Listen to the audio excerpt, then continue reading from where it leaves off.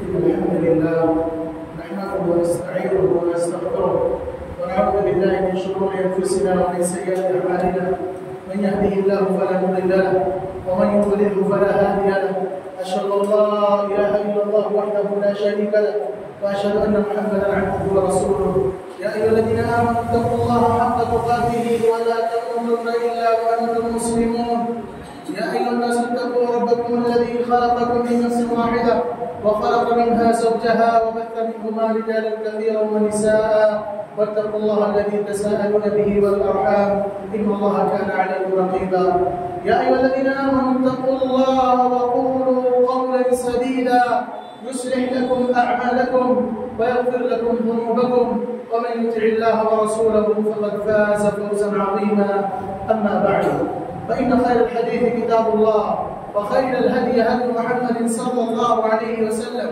وشر الأمور محدثاتها وكل محدثة بدعة كل بدعة ضلالة وكل ضلالة في النار أعوذ بالله السميع العليم من الشيطان الرجيم من همزه ونفخه ونفثه بسم الله الرحمن الرحيم يا أيها الذين آمنوا اتقوا الله ولتنظر نفس ما قدمت لغد واتقوا الله إن الله خبير بما تعملون وقال النبي عليه الصلاة والسلام الكيس من دان نفسه وعمل لما بعد الموت. حاضرین جمعہ، بزرگوں، دوستوں، مصلیان کرام، عزیز بچوں اور پردہ نشین خواتین اسلام، تمام قسم کی تعریف صلی اللہ رب العالمین کے لیے ہے جس نے ہم سب کو پیدا کیا اور پیدا کرنے کے بعد بہت ساری نعمتوں سے نوازا. ان نعمتوں کے بارے میں ہم سے سوال کریں. بعد خود سلام کا نذرانہ پیش ہو تمام انبیاء کرام پر، بالخصوص ہمارے اور آپ کے آخری نبی تاجدار مدینہ محمد عربی صلی اللہ علیہ وسلم پر، جنہوں نے اس امت کو قدم قدم پر رہنمائی فرمائی، جنہوں نے امت کو یہ بتایا کہ کس طرح سے ہمیں زندگی گزارنا چاہیے، جنہوں نے امت کو یہ بتایا کہ اللہ رب العالمین کے راضی کرنے والے راستے کون سے ہیں، اللہ رب العالمین کو ناراض کرنے والے راستے کون سے ہیں، جنہوں نے اپنے قول کے ذریعے سے، اپنے اعمال کے ذریعے سے، اپنے گفتار کے ذریعے سے، اپنے اقوال کے ذریعے سے پوری امت کو یہ رہنمائی فرما دی کہ جو نعمت رب العالمین نے دیا ہے، جو چیزیں اللہ رب العالمین نے ہمیں عطا کیا ہے، ان تمام چیزوں کے بارے میں ہم سے اللہ رب العالمین سوال کرے گا، ہمیں حساب دینا ہوگا. تو وہ دن آنے سے پہلے ہمیں حساب و کتاب کی تیاری کر لینا چاہیے. حاضرین جمعہ، آج کے اس خطبہ جمعہ میں میرا موضوع بیان ہے محاسبہ نفس. خطبہ مسنونہ کے بعد جو آیت تلاوت کی گئی ہے، اس آیت کے اندر اللہ رب العالمین نے ہر نفس کو، ہر انسان کو، خصوصاً مومنوں کو، متقیوں کو یہ پیغام دیا ہے کہ اسے چاہیے کہ اپنے نفس کا محاسبہ کرے کہ وہ کل کے لیے کیا تیار کر رکھا ہے، کل کے لیے کیا بیچ رکھا ہے، وہ پہلے آج ہی محاسبہ کر لے. محاسبہ نفس کا کیا معنی ہوتا ہے؟ محاسبے کا مطلب ہوتا ہے حساب لگانا، جانچنا، پرکھنا، اپنے اعمال کا جائزہ لینا، دیکھتے رہنا کہ ہم کیا کر رہے ہیں اور کیا نہیں کر رہے ہیں. اور نفس کا معنی کیا ہوتا ہے؟ اللہ رب العالمین نے ہر انسان کو 3 نفس دیا ہے. اس میں پہلا نفس جو ہے نفس امارہ ہے، یعنی ایسا نفس جو گناہوں کی طرف رغبت دلانے والا ہے، ایسا نفس جو انسان کو نافرمانی کی طرف لے جاتا ہے، ایسا نفس اللہ رب العالمین نے انسانوں کو دیا ہے جو اللہ اس کے رسول کی نافرمانی اور معصیت کی طرف لے جاتا ہے، حرام خوری کی طرف لے جاتا ہے، حرام کاری کی طرف لے جاتا ہے، عبادتوں کو ترک کی طرف لے جاتا ہے، شرک و بدعات کی طرف لے کر کے جاتا ہے. اللہ رب العالمین نے ہر انسان کے اندر ایک نفس رکھا ہے جس کو نفس امارہ بالسوء کہتے ہیں. یہ نفس انسان کو گناہوں کی طرف اکساتا ہے، گناہوں کی طرف لے کر کے جاتا ہے. اور وہیں پر اللہ رب العالمین نے دوسرا نفس جو رکھا ہے، دوسرا نفس جو رکھا ہے نفس لوامہ. یعنی نفس لوامہ کا مطلب ہے کہ ایسا نفس جو انسان کو ملامت کرتا ہے، انسان کو سرزنش کرتا ہے، انسان کو کچوکے لگاتا ہے اور اس سے پوچھتا ہے کہ جو نفس تم کو گناہوں کی طرف لے جا رہا ہے، جو نفس تم کو معصیت اور نافرمانی کی طرف لے جا رہا ہے، تو اللہ رب العالمین نے ہر انسان کے اندر ایک نفس رکھ دیا ہے جو ملامت کرتا ہے. انسان گناہ کی طرف جاتا ہے، اس کا نفس ملامت کرتا ہے. انسان معصیت کی طرف جاتا ہے، اس کا نفس ملامت کرتا ہے. اللہ اس کے رسول रसूल के नाफरमानी की तरफ जाता है, उसका नफ्स मलामत करता है, उसका नफ्स उसे झिझोड़ता है, उससे सवाल करता है कि ऐ बंदे खुदा, जो तू नाफरमानी करने जा रहा है, अल्लाह उसके रसूल की मासियत करने जा रहा है, जो गुनाह का इर्तिकाब करने जा रहा है, तो अपने नफ्स से पूछ सकता है, अपने नफ्स से पूछ, अपने आप को कंट्रोल में रख, अपने आप से मुहासिबा कर देख, तू गुनाहों की तरफ ले जा रहा है तुम्हारा नफ्स, तो नफ्स मलामत करता है। और इसी वजह से अल्लाह के नबी सल्लल्लाहु अलैहि वसल्लम ने फरमाया अल-इथ्मु मा हका फी सदरिका व करीदा यतरी अलैहि नास, कि गुनाह उसको कहते हैं कि जो तुम्हारे दिल में खटके और तुम्हें नापसंद हो कि लोगों को उसके बारे में पता चले। यानी दिल अल्लाह ताला ने एक नफ्स ऐसा बनाया है जो मलामत करता है, सरजनिश करता है, इताब करता है कि ऐ बंदे खुदा तू रुक जा, तो गुनाह की तरफ जा रहा है तो रुक जा, पहले अंजाम को सोच ले। और वहीं पर तीसरा नफ्स अल्लाह रब्बुल आलमीन ने बनाया है नफ्स मुतमइन्ना, नफ्स मुतमइन्ना, इत्मीनान बख्श जो है नफ्स, यानी इंसान जब अच्छे काम करता है, अच्छाइयाँ करता है, इबादतें करता है, अल्लाह उसके रसूल को राजी करने की कोशिश करता है, उनकी फरमाबरदारी करता है, कुरान की तिलावत करता है, नेकियों पे नेकियां करते जाता है, तो उसका दिल मुतमईन हो जाता है, उसके दिल को इत्मीनान हासिल होता है, सुकून और चैन हासिल होता है। और इसी नफ्स के बारे में अल्लाह रब्बुल आलमीन ने कुरान करीम के अंदर फरमाया या अय्युहन नफ्सुल मुतमइन्ना, ऐ मुतमईन, ऐ इत्मीनान बख्श रूह, तू बंदे के अंदर दाखिल हो जा और जन्नत के अंदर दाखिल हो जा, तुझसे रब राजी, तू रब से राजी, मेरे बंदे में दाखिल हो जा और जन्नत में दाखिल हो जा। तो अल्लाह रब्बुल आलमीन ने हर इंसान के अंदर ये तीन नफ्स रख दिया है। अब उसके बाद हमारा काम है मुहासबा करना, हमारा काम है जायजा लेना, यानी हम अपने नफ्स का मुहासबा करेंगे, आज हमने क्या अच्छाइयाँ की है, क्या बुराइयाँ की है, सोचते रहें,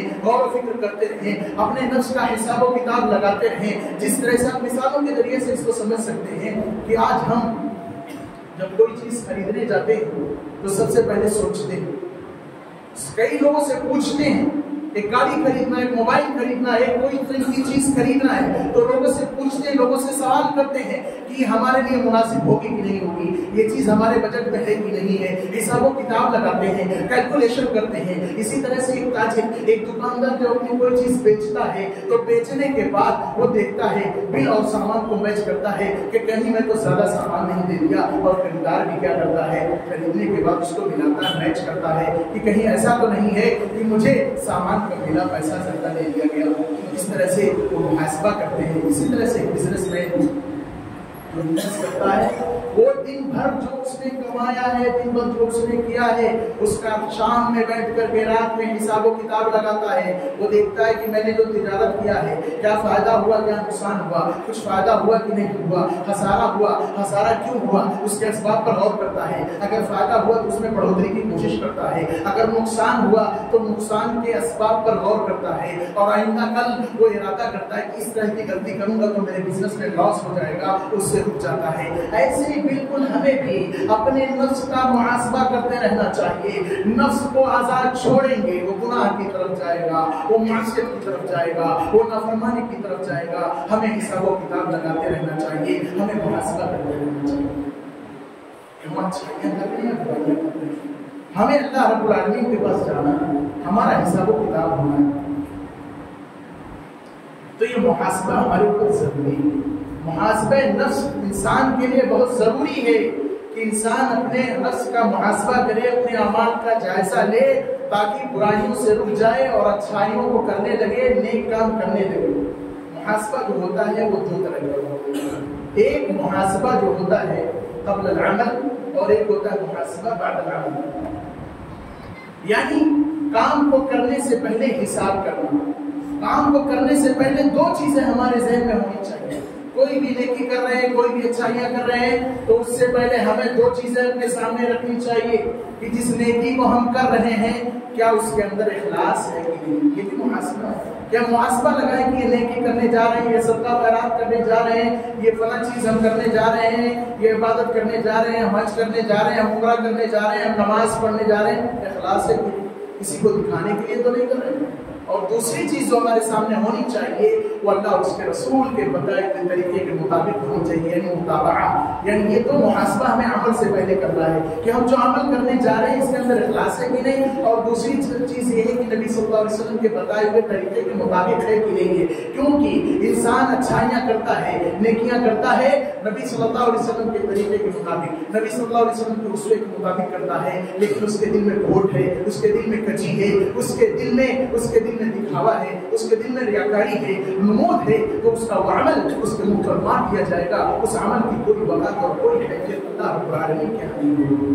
اسی طرح سے انسان اخلاص کے ساتھ عمل کرتا ہے، نیکیاں جو کرتا ہے بڑے اخلاص کے ساتھ کرتا ہے، بہت ہی گڑگڑا کر کے اللہ رب العالمین سے رو کر کے منت و سماجت کر کے نیکیاں کرتا ہے، بالکل مخلص ہے، لیکن نبی کے بتائے ہوئے طریقے کے مطابق نہیں، نبی کے بتائے ہوئے منہج کے مطابق نہیں، نبی کے بتائے ہوئے طریقے سے ہٹ کر کے وہ کام کر رہا ہے، تو یہ بات ہو جائے گی کہ نیکی کا دریا میں ڈال، اس کے نیکی کا کوئی فائدہ نہیں. کل قیامت کے دن اس کی وہ تمام نیکیاں جو نبی صلی اللہ علیہ وسلم کے اسوے کے خلاف ہیں، نبی صلی اللہ علیہ وسلم کے منہج کے خلاف ہیں، نبی صلی اللہ علیہ وسلم کے طریقے کے خلاف اس کے منہ پر مار دی جائے گی. من عمل عملا لیس علیہ امرنا فہو رد، جس نے کوئی بھی عمل انجام دیا جو ہمارے طریقے کے مطابق نہیں ہے اس کے منہ پر مار دی جائے گی.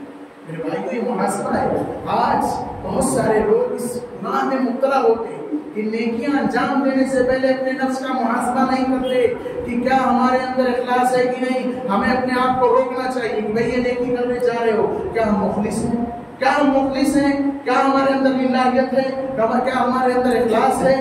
یہ سوچنا چاہیے، غور و فکر کرنا چاہیے، اور پھر دیکھنا چاہیے کہ ہماری کوشش یہ ہونی چاہیے کہ اگر ہم محنت کر رہے ہیں، کوشش کر رہے ہیں، خرچ کر رہے ہیں تو نبی کے بتائے ہوئے طریقے کے مطابق. اور محاسبہ عمل کے بعد کیسے ہوتا ہے؟ محاسبہ عمل کے بعد یہ ہے کہ عمل کو آپ نے انجام دے دیا تو آپ محاسبہ کرتے رہیں کہ ہم نے جو اچھائیاں کی ہیں کیا بننا ہے، کیا قبول ہوگی کہ نہیں ہوگی. کون سی ایسی چیز کریں کہ جس کی وجہ سے ہمارے اچھائیوں میں اضافہ ہو. آپ نماز پڑھ رہے ہیں، نماز آپ نے پڑھی ارکان و واجبات کے ساتھ، لیکن آپ محاسبہ کرتے رہے کیا اس میں خشوع و خضوع تھا، کیا اللہ رب العالمین کے سامنے ہم کھڑے تھے تو ہمارے اندر یہ جذبہ اور احساس تھا کہ ہمیں اللہ رب العالمین دیکھ رہا ہے، یا ہم میچ دیکھ رہے تھے، یا ہم دنیاوی امور میں پھنسے ہوئے تھے، یا دنیاوی چیزوں کو سوچ رہے تھے. یہ سب چیزیں ہم کیلکولیشن کریں، اپنے نفس کا محاسبہ کریں، اپنے آپ کو دیکھتے رہیں. اگر ہم اپنے نفس کا محاسبہ کرتے ہیں تو بہت اچھی بات ہے، لیکن اگر ہم اپنے نفس کا محاسبہ نہیں کرتے تو دنیا کے لیے ہم اتنا کوشش کرتے ہیں، اتنا تگ و دو کرتے ہیں، جس دنیا کے بارے میں اللہ رب العالمین نے فرمایا، اللہ کے رسول صلی اللہ علیہ وسلم نے بھی فرما دیا کہ یہ دنیا اللہ رب العالمین کے نزدیک مچھر کے پر کے برابر بھی حیثیت نہیں رکھتی ہے. اگر اس دنیا کی کوئی وقار اور کوئی حیثیت اللہ رب العالمین کے نزدیک ہوتی تو رب العالمین کسی کافر کو ایک گھونٹ پانی نہیں پلاتا. اللہ رب العالمین کے ہاں اس دنیا کی کوئی وقت نہیں. جس دنیا کے لیے ہم مرے جا رہے ہیں، جس دنیا کے لیے ہم کیلکولیشن کر رہے ہیں، جس دنیا کے بارے میں فرمایا دنیا سجن المومن جنت الکافر، کہ یہ دنیا ایک مومن کے لیے قید خانہ ہے اور کافر کے لیے جنت ہے. اس دنیا کے لیے ہم اتنا تگ و دو اور اتنا کیلکولیشن دنوں رات ہمارا دماغ اس میں چلتا رہتا ہے، لیکن اس آخرت کے لیے ہم کیلکولیشن کیوں نہیں کرتے؟ اپنے نفس کا محاسبہ کیوں نہیں کرتے؟ اپنے نفس کو برائیوں سے روکتے کیوں نہیں؟ اپنے نفس پر قدم کیوں نہیں لگاتے؟ اپنے نفس کو روک کر کے سوال کیوں نہیں کرتے کہ کیا ہم جو کام کرنے جا رہے ہیں یہ اچھا ہے یا بھلا، رب کو راضی کرنے والا یا ناراض کرنے والا، رب کی رضامندی حاصل ہوگی یا ناراضگی حاصل ہوگی، اللہ تعالیٰ کا کہیں عذاب نہ آ جائے. ہمیں محاسبہ کرتے رہنا چاہیے.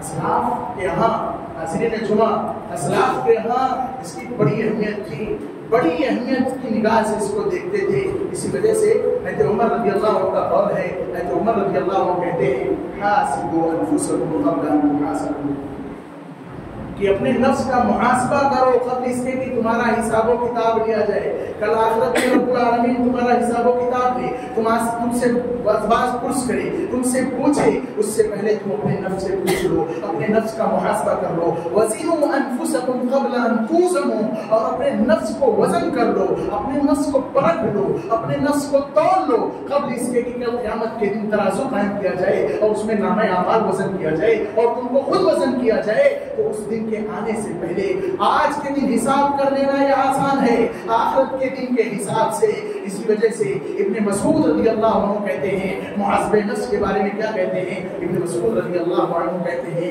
کہ ایک مومن آدمی گناہوں کو ایسے دیکھتا ہے کہ گویا کہ وہ ایک پہاڑ کے نیچے بیٹھا ہوا ہے، ایک پہاڑ کے نیچے بیٹھا ہوا ہے کہ کب وہ پہاڑ کھسک کر کے اس کے اوپر گر جائے، کب وہ چٹان اس کے اوپر گر جائے۔ تو ایک مومن اور متقی انسان گناہوں کو اسی زاویے سے دیکھتا ہے کہ اگر میں گناہ کرنے جاؤں گا، اگر میں نافرمانیاں کروں گا، اگر میں معصیت کروں گا، کہیں میرے اوپر عذاب الہی نہ آ جائے، کہیں اللہ رب العالمین کی گرفت نہ آ جائے، کہیں رب العالمین مجھے پکڑ نہ لے، مجھے سرزنش نہ کر دے۔ ایک مومن ایسے ہی گناہوں کو دیکھتا ہے کہ گویا کہ ایک چٹان کے نیچے بیٹھا ہوا ہے، ایک پہاڑ کے نیچے بیٹھا ہوا، پہاڑ اس کے اوپر گھسک کر کے گر سکتا ہے۔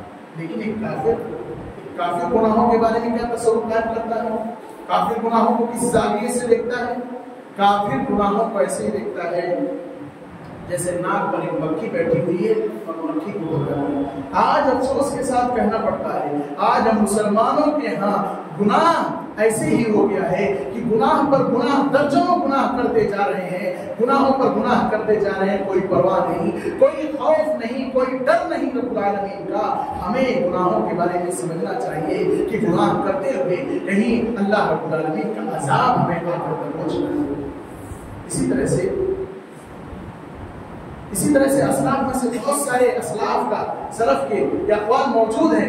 محمد میمون بن مہران رحمہ اللہ کہتے ہیں کہ نفس کا محاسبہ ایسے کرو جیسے ایک دھوکے باز پارٹنر کا محاسبہ کرو۔ ویسے بھی جب انسان بزنس کرتا ہے تو پارٹنرشپ نہیں چل پاتی، اختلافات ہو جاتے ہیں، لیکن نفس کو تشبیہ دیا ہے کہ دھوکے باز پارٹنر، اگر آپ دھوکے باز پارٹنر کے ساتھ بزنس کر رہے ہیں تو ہمیشہ سترک رہیں گے، ہمیشہ چوکنا رہیں گے، ایک ایک ایکٹیویٹی پر نگاہ رکھیں گے، ایک ایک روپے پر نگاہ رکھیں گے کہ کہیں بےمانی نہ کر لے۔ میمون بن مہران نے کہا کہ اپنے نفس کے بارے میں یہی تصور کرنا چاہیے کہ ایک دھوکے باز پارٹنر ہے، انسان کو کب گناہوں کو میں مبتلا کر دے، انسان سے کب گناہ کرا لے، کب چوری کرا لے، کب بےمانی کرا لے، کب ظلم کرا دے، کب نافرمانی کرا دے، کب گناہوں کو چھڑوا دے۔ یہ نفس گناہوں کی طرف لے جانے والا ہے، تو انسان کو اپنے نفس کے معاملے میں جو ہے بالکل سترک رہنا چاہیے اور یہ سمجھنا چاہیے دھوکے باز پارٹنر ہے، انسان کو کبھی بھی دھوکہ دے سکتا ہے۔ اسی وجہ سے آپ دیکھیں گے حضرت جمعہ اسلاف کے ہاں اگر آپ دیکھیں وہ صحابہ جو ہمارے لیے اسوہ اور نمونہ اور آئیڈیل ہیں، وہ صحابہ بھی اپنی زندگی میں اس کو لاگو کرتے تھے، وہ صحابہ بھی اپنے نفس کا محاسبہ کرتے تھے، وہ صحابہ جن کے بارے میں رب العالمین نے قرآن کریم کے اندر سرٹیفکیٹ نازل کر دیا، رضی اللہ عنہم ورضوا عنہ، اللہ ان سے راضی، وہ اللہ سے راضی ہے، اللہ کی رضامندی اس سے انہیں حاصل ہو گئی اور وہ اللہ سے راضی ہو گئے۔ ہمیں یہ سرٹیفکیٹ حاصل نہیں ہے، ہم تو گناہوں پہ گناہ کیے جا رہے ہیں، لیکن وہ اسلاف، وہ صحابہ کرام کو سرٹیفکیٹ حاصل تھا، اس کے باوجود بھی اپنے نفس کا محاسبہ کیا کرتے ہیں، اور ہم گناہوں پہ گناہ کرتے ہیں اور محاسبہ نہیں کرتے ہیں۔ دیکھیے عمرو بن العاص رضی اللہ عنہ یہ فاتح مصر مانے جاتے ہیں، مصر کے فاتح اور مصر کے گورنر، مصر کو انہوں نے فتح کیا۔ یہ ان کے جب وفات کا قریب آتا ہے، وفات کا وقت قریب آتا ہے تو بالکل زارو قطار رو رہے ہوتے ہیں، زارو قطار رو رہے ہوتے ہیں۔ عمرو بن العاص رضی اللہ عنہ فاتح مصر ہیں، مصر کو فتح کرنے والے ہیں۔ لوگوں نے اس سے پوچھا کہ آپ کیوں رو رہے ہیں، رونے کی وجہ کیا ہے؟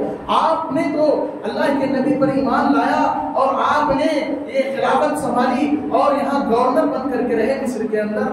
تو انہوں نے کہا کہ میں سوچ رہا ہوں ایک زمانہ قبیلے قریش سے تھے، کہا ایک زمانہ ایسا تھا کہ جب میں مکہ میں تھا تو نبی صلی اللہ علیہ وسلم کا جانی دشمن تھا، اور میری کوشش یہ ہوا کرتی تھی کہ میں نبی صلی اللہ علیہ وسلم کو پاؤں اور ان کے گردن کو قلم کر دوں۔ اتنا جانی دشمن تھا میں نبی صلی اللہ علیہ وسلم کا، لیکن میں اسلام لے آیا، میں ایمان لے آیا۔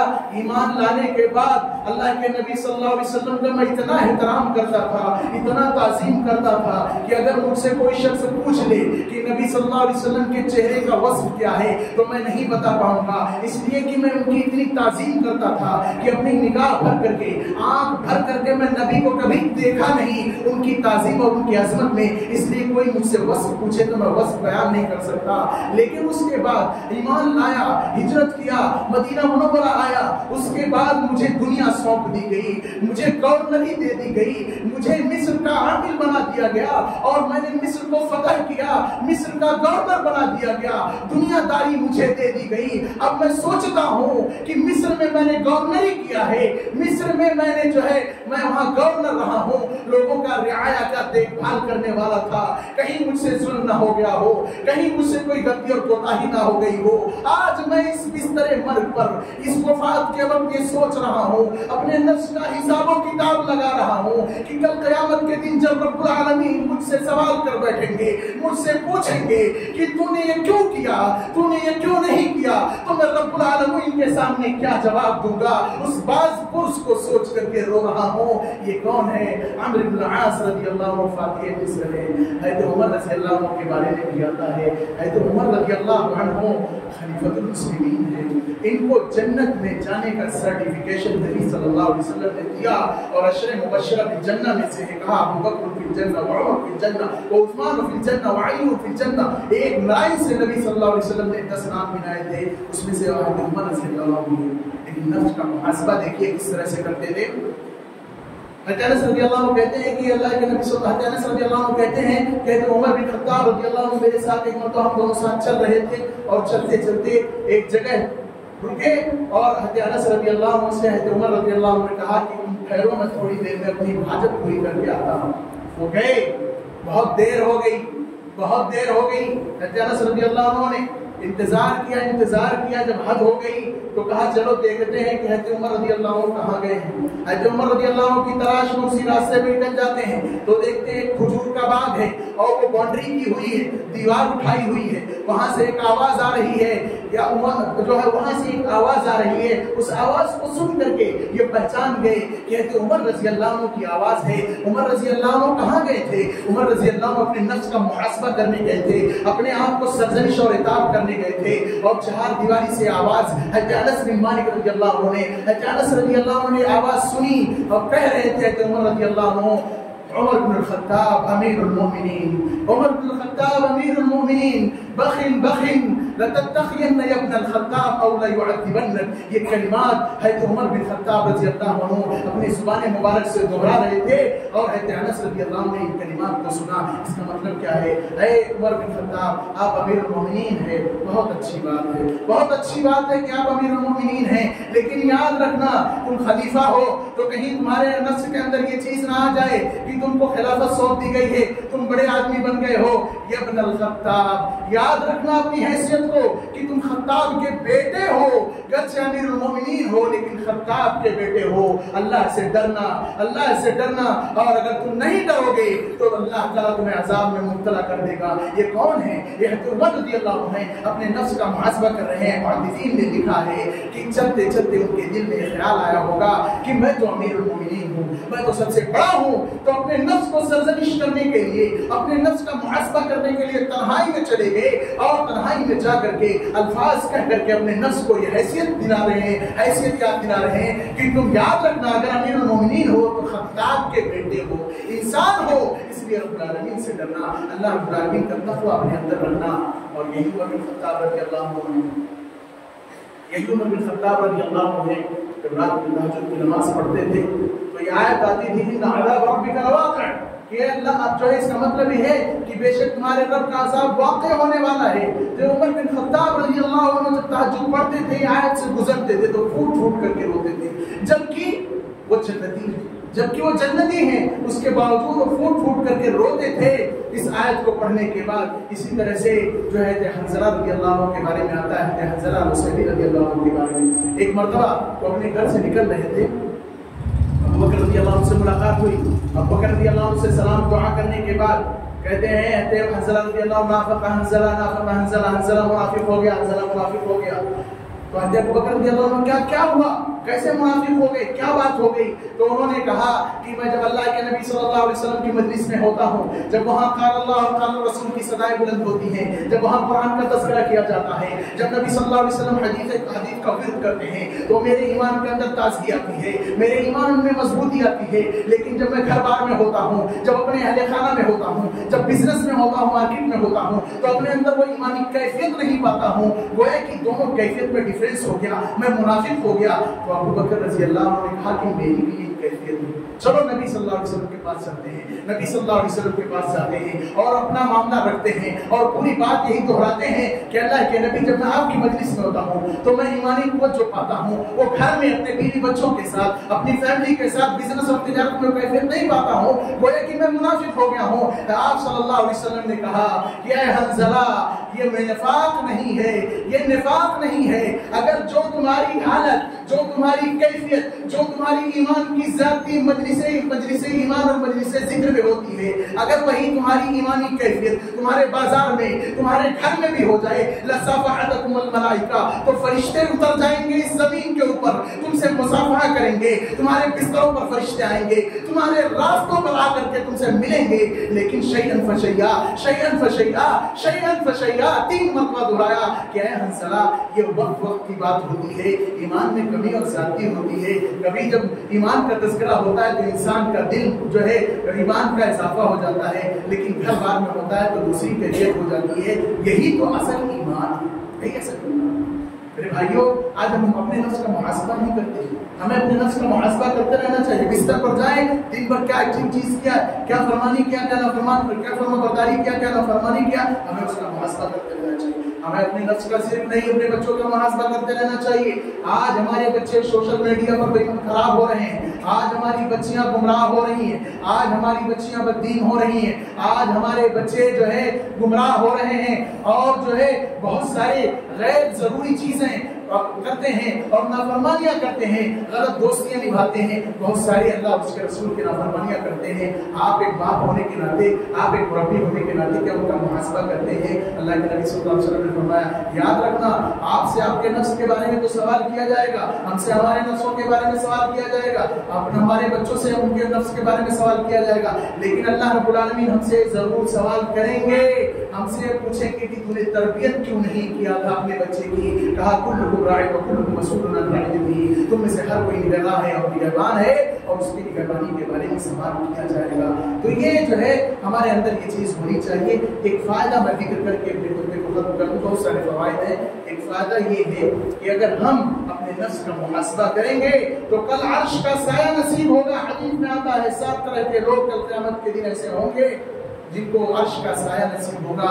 उसी में से ऐसा शख्स भी है रजुलुन ज़करल्लाह खालियन फफ़ाज़त ऐनाह, कि जिसने तन्हाई में रब्बुल आलमीन को याद किया और मुहासबे नफ्स किया तो उसके आंखों से आंसू बह पड़े रब्बुल आलमीन की याद में, तो अल्लाह रब्बुल आलमीन उसको अर्श के साए की जगह जो है नीचे जगह देगा। इसलिए हमें अपने नफ्स का मुहासबा करते रहना चाहिए। इन्हीं कलिमात पर मैं अपनी खुद को खत्म करता हूँ। अल्लाह रब्बुल आलमीन से दुआ करता हूँ बार अल्लाह हमें इस बात की तौफीक दे कि हम अपने नफ्स का मुहासबा करें, हम अपने नफ्स और अपने बच्चों का मुहासबा करें। अल्लाह हमें इस बात की तौफीक दे कि हम जो है हमें ईमान और इस्लाम पर कायम और दायम रख। मुसलमान दुनिया में कहीं भी परेशान हाल है, अल्लाह उनकी परेशानियों को दूर कर दे। अल्लाह जो मुसलमान मुसीबत में है, अल्लाह उनकी मुसीबतों को खत्म कर दे। अल्लाह हमें से जो मफरूज है, अल्लाह उनके कर्ज की अदायगी की ज़मीन अता फरमा।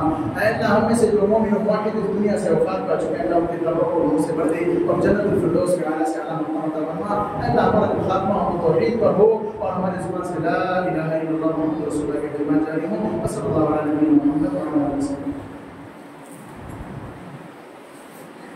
إن الحمد لله نحمده ونستعينه ونستغفره ونعوذ بالله من شرور أنفسنا ومن سيئات أعمالنا، من يهده الله فلا مضل له ومن يضلل فلا هادي له. أشهد أن لا إله إلا الله وحده لا شريك له وأشهد أن محمدا عبده ورسوله. إن الله أمركم بأمر عظيم ألا وهي الصلاة والسلام على النبي الكريم.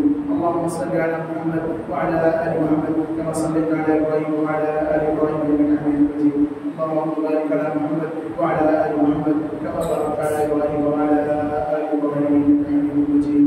إن الله يأمر بالعدل والإحسان وإيتاء ذي القربى وينهى عن الفحشاء والمنكر والبغي يعظكم لعلكم تذكرون. وذكر الله تعالى أعلى وأولى وجل وتم.